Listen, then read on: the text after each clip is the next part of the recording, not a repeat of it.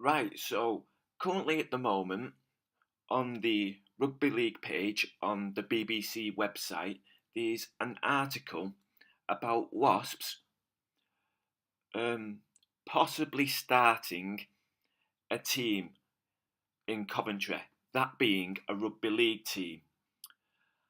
And in the comments below, there's someone called Nimrod2 who's ended one of his comments with, "But I'm not sure that RL is the way forward. For a start, it's not a fast growing sport, and it is feeling the pinch in the UK from rugby union." Now, first of all, it is a fast growing sport, and I don't think it is feeling the pinch from rugby union whatsoever. It may be feeling the pinch from football, which it always has done, but not really from rugby union. Now, I know I'm going to be asked to prove my claim at some point, so this is a video to prove that claim, and it's work from someone else, and I've taken his KML file and I've sort of modernised it a bit. So first of all, he did it on Google Earth, and I've done it on Google Maps, and what it is, it's a map of Great Britain, but with all the locations of all the rugby league teams that exist within the British Isles plotted onto this map. Once he's done that, he's assigned these teams with different colours. Now, he's assigned them with different colours based on their foundation date. Now, the way he's done this is by splitting Rugby League's history up into different periods, and where their foundation dates lie within these periods, he's assigned them a colour. So, what I've done, I've actually done a further splitting up, which we'll go into later, and I've also taken it away from Google Earth, which he plotted it into, and put it onto Google Maps, which is a lot clearer to see because Google Maps is actually flat. Then after that, I've actually put a sand timer next to it. And with every single period we're talking about, a different colour sand will come into that sand timer. And it will actually represent the percentage of time that we're actually talking on about. So, say if one period actually equals up to 80% of rugby league's history, there will be 80% of sand within this sand timer. So, I think we get the gist of it now of exactly what I've done. So, here's to prove that rugby league is a fast growing sport, and definitely geographically, I think this will show. But anyway, let's just go into it. So before going into these maps, I just want to actually explain why I've actually done this. And I've actually done this because I'm writing a book currently at the moment called The Phenomenal Geographical Spread of British Rugby League. Now, the first map, which you've been seeing for a couple of minutes now, is one which I've done, not the other person, and it's to show the traditional areas which rugby league is actually played in. Because if you're from Britain, you will probably heard of the term when talking about rugby league as the northern game or the northern sport. Now, this is meant as a pejorative term, but it's actually a compliment because if we actually look at this map, it's not actually a northern sport or a northern game. It was only played when we're looking at it from a traditional lens in certain regions of the north of England. So, in fact, to call it a northern sport, you're actually making it look bigger than what it was when this was used in the past. So, we have the area in between Manchester and Liverpool, where there's such teams as like Warrington, St Helens, Wigan, what the Scousers would call the woolly back area because of the coats that these sort of people used to wear. Places like East Lancashire, where you have like Saddleworth and Oldham and Rochdale, teams like that, teams that have traditionally played there. So it's not played in the whole of the south of Lancashire, and it was basically played nowhere in the north of Lancashire.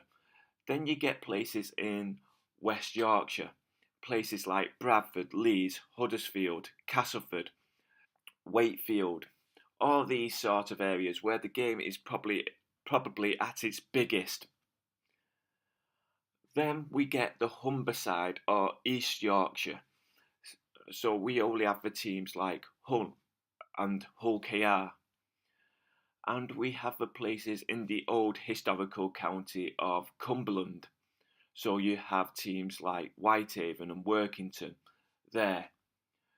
So, yeah, this map is to only show the traditional areas and how the pejorative term of the northern game was actually a compliment because it made the game look actually bigger than what it was.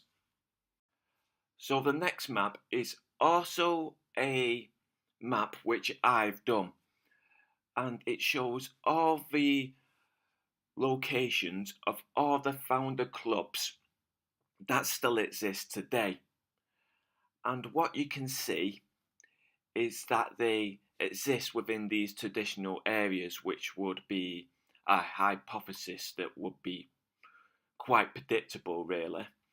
So the teams like Warrington, St Helens, Huddersfield, Hull FC, these sort of teams. I just want to.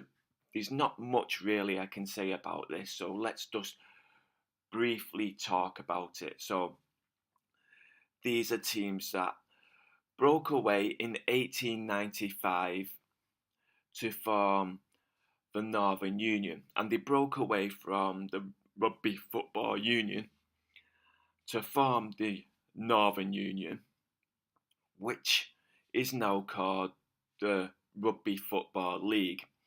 And with saying that, I can think that's enough to just basically explain this map. Now we're on to the next map, and the colour that has been chosen to represent these clubs, which are the clubs that were founded between the founder clubs and the next maps, which we will go on to obviously next, have been chosen to be red. And this shows a period within Rugby League's history, which is called middle class amateurism. And this is a period where rugby union, and it actually goes past this period, but it's a period within rugby union where they was claiming to be amateur. Now, there's a difference between middle class amateurism and colloquial amateurism. And to explain this is what the person who made these maps said, and I think this is absolutely genius, is to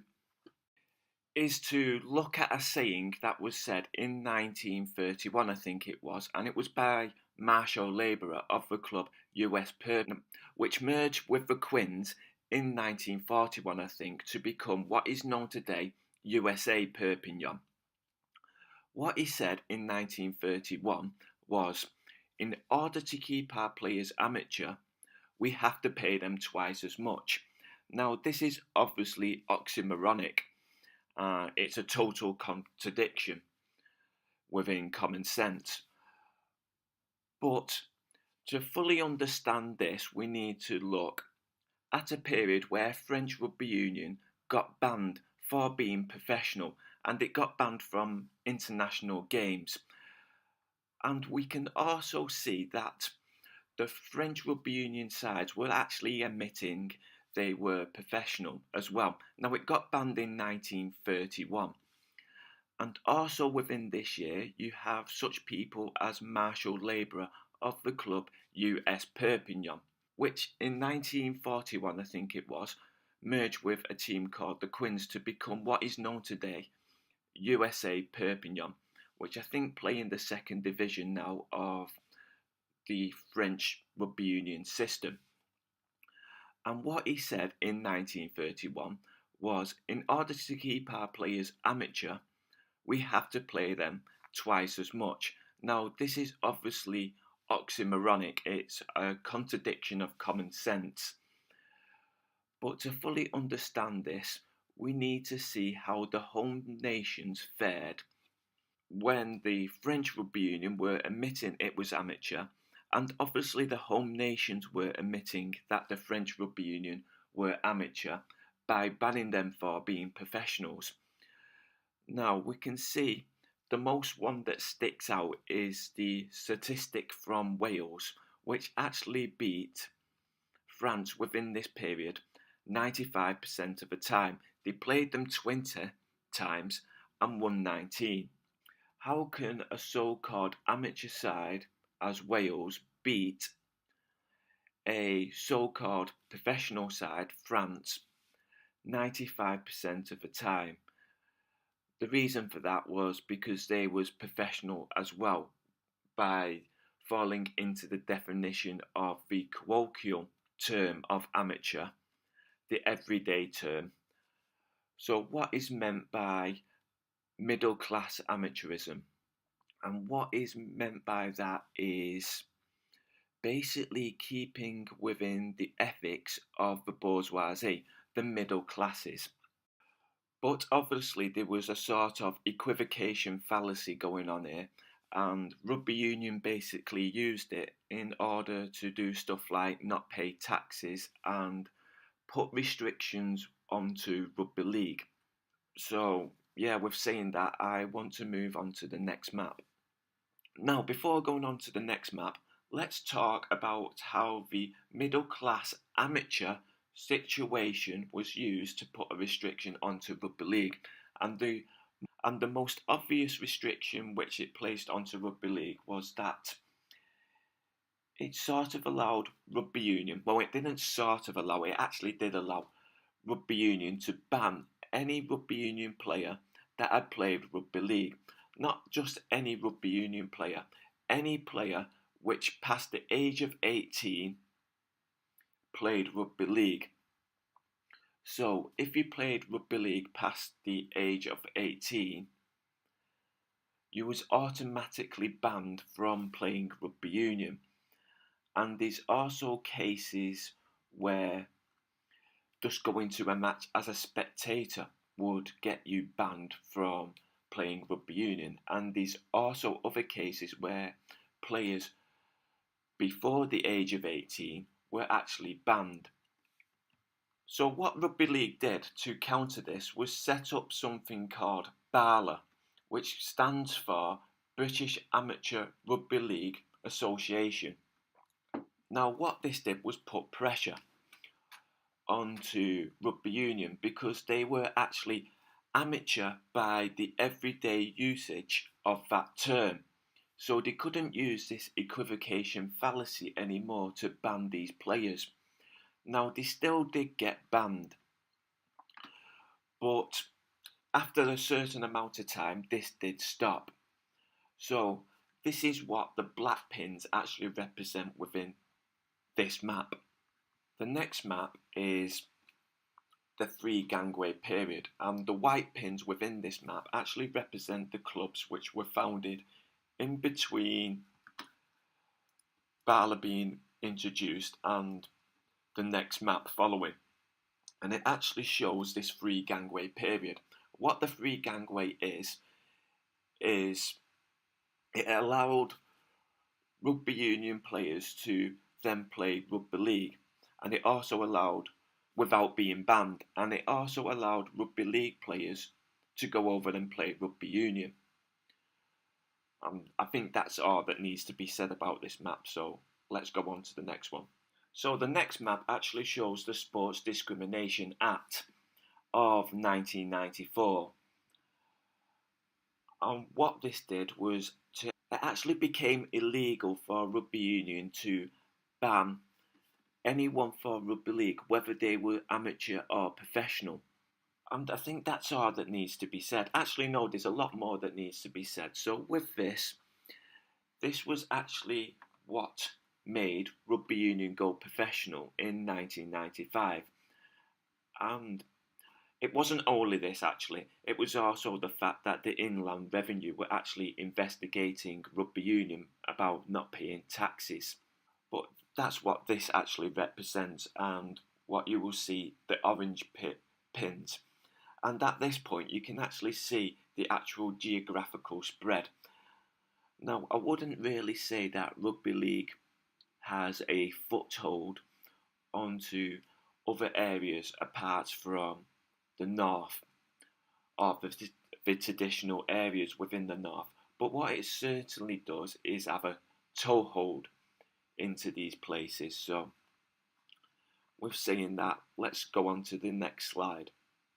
What the next slide shows is, like all the other slides, the map of the British Isles with now added blue pins. And what the blue pins represent is all the clubs that were founded after 2003, after an incident called the Sandhurst incident. Now, what this was when Sandhurst actually was still banning rugby league, and it highlighted that rugby league was still being banned, even though it had been made against the law to do so. With this, the discrimination stopped, and what happened was Sports England actually threatened to stop funding rugby union unless it stopped with the discrimination. And what we can see after this period is a clear geographical spread. If we look at the sand timer up in the right hand corner, we will see that this only represents a small amount of time within rugby league's history. But we can see quite a lot of blue pins, and in quite a lot of areas that are not the traditional areas of rugby league. And we can actually see it spread into northern areas which are not in the traditional areas of rugby league as well.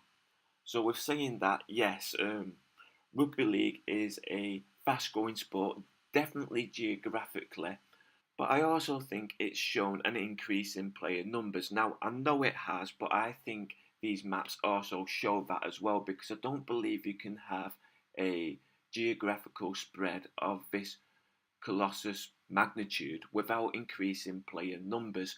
Now, this comment has been placed on the BBC website, and the BBC website has a time period where you can actually place a comment, and this article was posted a couple of days ago. So I've had to do this quite quick. So if I've missed anything out, or if you want me to validate anything that I've said,